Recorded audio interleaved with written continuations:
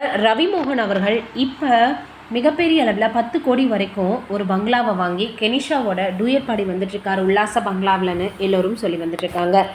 ஊரில் விரட்டி அடித்த பெண்ணோட இப்படி இருக்கலாமா இந்த பிரபலம்னு எல்லோருமே சொல்கிறாங்களாம். ஜெயம் ரவி திருந்திடுவார்ன்ற நம்பிக்கை அவருடைய பிள்ளைகளுக்கு இருக்குது. அந்த நம்பிக்கை வீண் போனாகாமல் ஜெயம் ரவி அவர்கள் நடந்துக்கிட்டால் சரி, இல்லைன்னா ரசிகர்கள் புறக்கணிப்பாங்கன்னு மூத்த பத்திரிகையாளர் தமிழா பாண்டியன் தெரிவிச்சிருக்கிறாரு. அதோட தயாரிப்பாளர் சுஜாதா விஜயகுமாருக்கும் சப்போர்ட் செய்து பல்வேறு விஷயங்களை பேட்டியில் பகிர்ந்திருக்கிறார். சேனலுக்கு பேட்டி கொடுத்துருக்கக்கூடிய மூத்த பத்திரிகையாளர் பாண்டியன், ஜெயம் ரவி அப்படின்னாலே ஆர்த்தி அவரது 2 குழந்தைகளுடன் தான் நம்ம அனைவருக்கும் நினைவுக்கு வருது. ஆனால் இப்போது ஜெயம் ரவியை வெறுக்கிறாங்க. ஆர்த்தியுடன் வாழும்போதே கெனிஷாவுடன் கோவாவில் தொடர்பில் இருந்துக்கிறாரு அப்படின்றது ரசிகர்கள் வரைக்கும் தெரிஞ்சிருச்சு. சோஷியல் மீடியாவில் எதிர்ப்பை அனைவருமே பதிவு செய்து வராங்க. உடனே ஜெயம் ரவியை மாற்றி ரவிமோகன் அப்படின்னு மாற்றிக்கிட்டாரு. பெயரை மாற்ற வேண்டிய அவசியமே கிடையாதே. மருமகனை வைத்து 3 படங்கள் எடுத்தாங்க ஆர்த்தி வீட்டினர். படம் எடுத்து 100 கோடி நஷ்டமும் ஆனாங்க. மறுபடியும் தன்னை வைத்தே தொடர்ந்து படம் எடுக்குமாறு ஜெயம் ரவி அழுத்தம் கொடுத்திருக்கிறார். ஐஸ்வர்யா தனுஷ் பிரிவுக்கு காரணமே இதுதான். சுஜாதா விஜயகுமார் என்ன நினைக்கிறாரோ அதைத்தான் அன்று லதா ரஜினிகாந்த் அவர்களும் நினைச்சாங்க. தனுஷை பொறுத்தவரை தனக்கு புது படங்கள் ரிலீஸ் ஆகி கொண்டிருக்கணும். பணத்தை பற்றியோ கடனை பற்றியோ படம் ஓடுதோ இல்லையோ அதை பற்றியோ கவலையே கிடையாது. கடன்காரர்கள் எல்லாம் ரஜினி அவர்களுடைய வீட்டுக்கு தான் போனாங்க.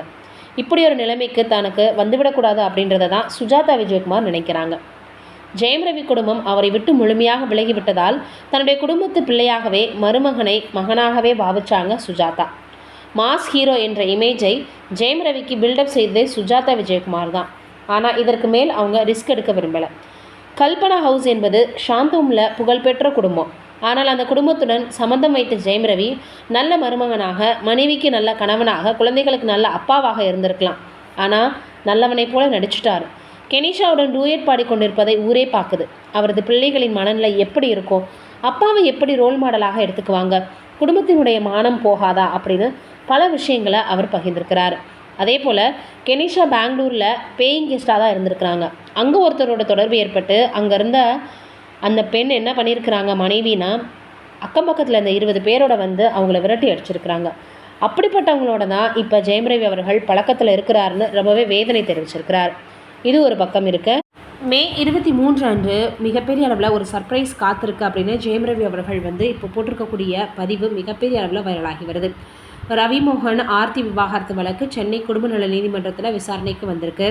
இதனுடைய விசாரணையை வந்து மிகப்பெரிய அளவில் 2 பேரிடமே கேட்கப்பட்டிருக்கு. அதில் ஆர்த்தி தாக்கல் செய்த மனுவில் ரவிமோகன் அவர்கள் மாதத்திற்கு 40 லட்சம் ரூபாய் ஜீவானம்சம் வழங்கணும், குழந்தைகளையும் ரவியே பராமரிக்கணும் அப்படின்னு சொல்லப்பட்டிருந்ததாக தகவல்கள் வெளியாச்சு.